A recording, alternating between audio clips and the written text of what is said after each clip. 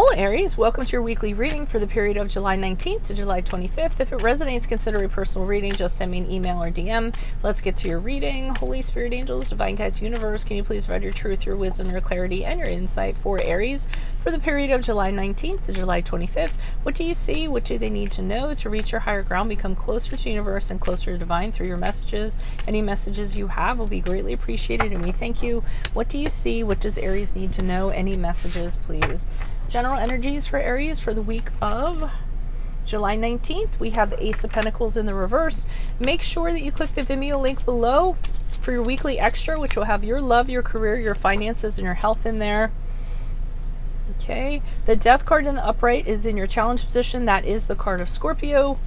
In my playlist, I'm starting to upload my 2022 Sun Moon predictions. Post your requests up in the comments. 2021s are still in there if you want to check those out and see if they rang true for you. We have the Knight of Wands in reverse for advice. Also in my playlist, what is your ideal career based on your midheaven? What is your compatibility with your partner's sun sign? You end on the Seven of Wands as you move out of this week and into next week. Ask me a question on Instant Go. Check me out on Facebook, Instagram, and TikTok. On TikTok, I run different weeklies if you want to check those out for a bonus. Like, share, subscribe, or donate. Let's get to your reading. So, Ace of Pentacles in the reverse to me indicates that this week you're really kind of counting on something to happen. You might have even put all your eggs into that basket because you pretty much thought it was a sure thing. It might have been a sum of money, a raise, a promotion, a love coming your way or what have you. The problem is when the Ace of Pentacles is in reverse, it doesn't end up turning out that way. The opportunity does not end up happening. And then you're just kind of out of a loss, like, God, what the hell just happened? So, I mean, it seems like it was totally lined up to happen, but then it didn't for some reason. But I do get you're really counting on it. I mean, it was kind of like, oh, this is a sure thing. This is going to happen. I know it's going to happen. But then it kind of fell flat and didn't kind of come through. Challenge position with the Death card in the upright. You're having a hard time with the finality of this. So that's what the challenge is. I mean, because it's already been decided, I don't really feel like there's anything you can kind of do about it to change it either way. So really the only option you have is to move on, but you have a hesitancy to move on. You're reluctant to do that because I think you're feeling like it can be argued or it can be countered or maybe something's going to happen. So you're just kind of staying in that kind of energy, waiting for the situation to turn around or the opportunity to come back or what have you. And you have an inability to just say, you know what, things happen. I need to move on from this and I need to not look back. Okay, so that's the challenge.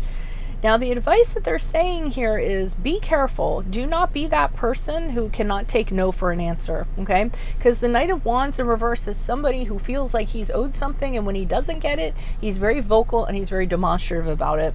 And they're saying that if you do that, that is not going to reflect well on you. So even though this didn't work out for you, it might be better to rise above, to, have some class, have some grace, have some sportsmanship or what have you.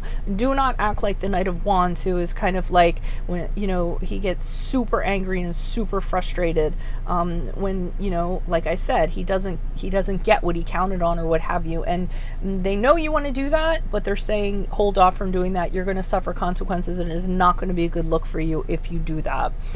So we have the Seven of Wands here in the upright. And there is this defiancy that I'm kind of getting from you. I mean, I don't know what the situation is, whoever's story this is for, but I'm getting that this was yours, okay? So you're very, very upset about this. And I hate to say it, but going into next week, I think you're still being this way. I think you're being very adamant about your position, and you're like, I deserve this. This was meant to be me, and you're defending yourself, and other people are here poking sticks like, come on, get off of the mountain. It's kind of like the fat lady is sung. I'm going to cough for a sec. The fat lady is sung, and you're having an absolute refusal to kind of do that. I don't know what the situation is, so I can't really tell if that's admirable or not. I mean, if you're being an advocate for less fortunate or something in regards to that, that's fine.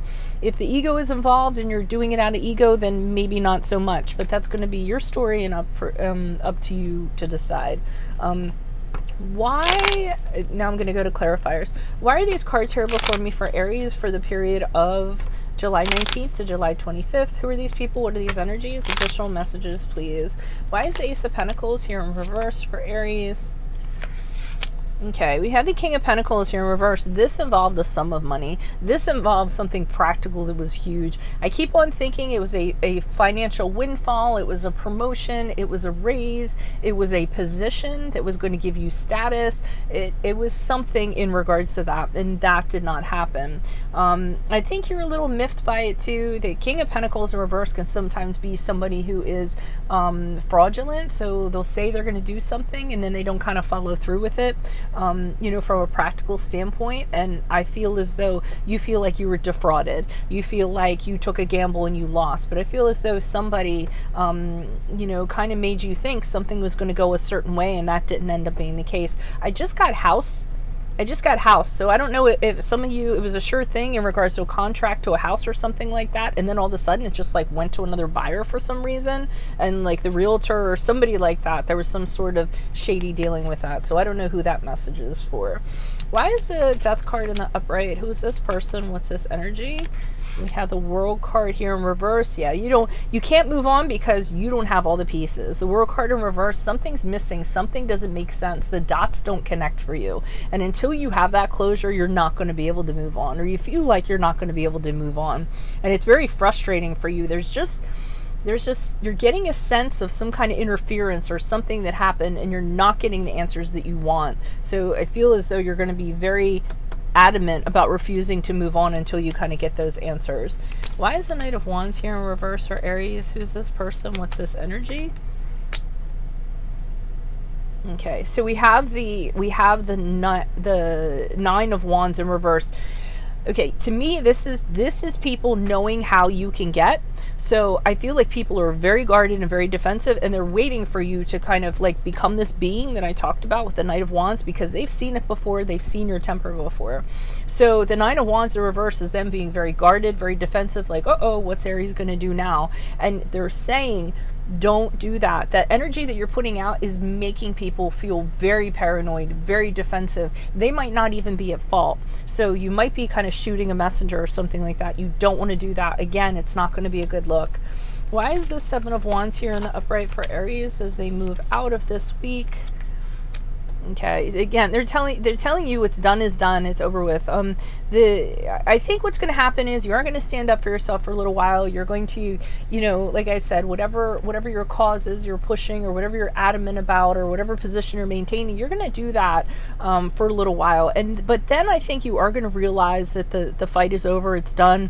It's time to put your swords down and realize nothing can be done about it, and that holding on to resentments and you know, everything really isn't going to do you any good. So you're going to kind of be open to doing things differently as you move forward. So you're going to have a period where you're going to be really kind of you know, really kind of steadfast in your beliefs in regards to this. But then I think you're going to realize, you know what, it's over. There's nothing I can do about it. And if I just continue to, you know, kind of be like this, I'm sort of swinging after the bell, so to speak. If you guys aren't familiar with that idiom, it's kind of like when you're fighting, you're boxing and the bell rings and then you keep on fighting, you know. So it's good that it does seem like you have the wherewithal to realize how that's going to make you look. So that's what I have for you all. If it resonates, consider a personal reading. Just send me an email or a DM. Otherwise, make sure you click on the Vimeo link below.